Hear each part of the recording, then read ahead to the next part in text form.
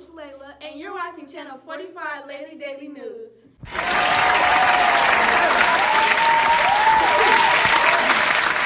Today we're going to tell you about the Cold War. The Cold War started in 1945 and ended in 1991. But it may not have ended because people still may have beliefs in communism today. Layla, what do you think won the Cold War? I don't know, but it can go either way. I believe the Americans won the Cold War because of the Berlin aircrafts. The Berlin Wall was created by the Soviets, and it separated the communist East Berlin from the democratic West Berlin. So how does this mean that the Americans won in this situation? Well, the Soviets blockaded the west side of Berlin to starve the Allies out of the city. But instead of the U.S. and the Allies leaving, they decided to provide the west side of Berlin with food, fuel, and other goods. This effort for the U.S. and the Allies to provide Berlin caused the Soviets to take down the blockade. This was a win for the U.S. Yes, that is true. But have you ever thought about the Bay of Pigs event? The Bay of Pigs, what's that? Basically, it's a way that can prove the Soviet Union as a possible winner of the Cold War.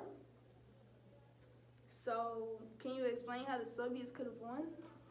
1,400 Cuban exiles launched what became a botched invasion at the Bay of Pigs on the south coast of Cuba. The CIA and the Cuban Exile Brigade believed that President Kennedy would eventually allow the American military to intervene in Cuba on their behalf.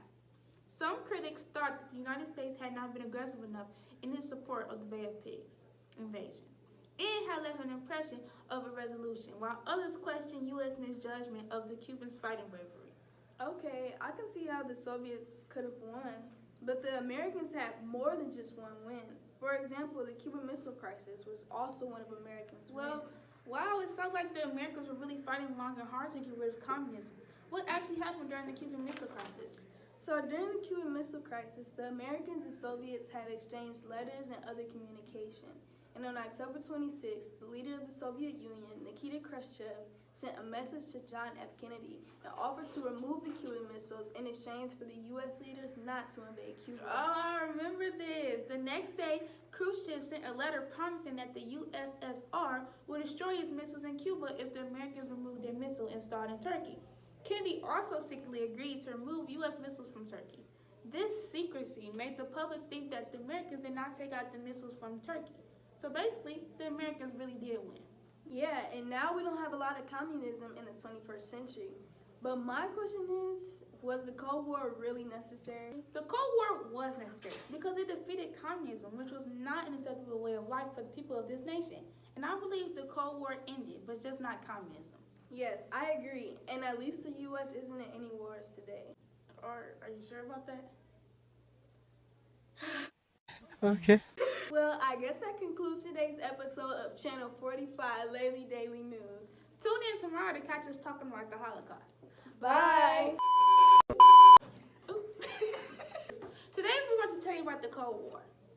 The Cold War started in 1945 and ended in 19... I don't think...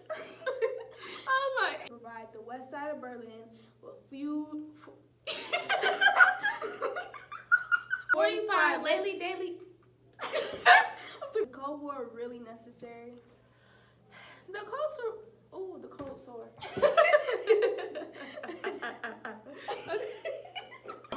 Oh, no, no, no, no.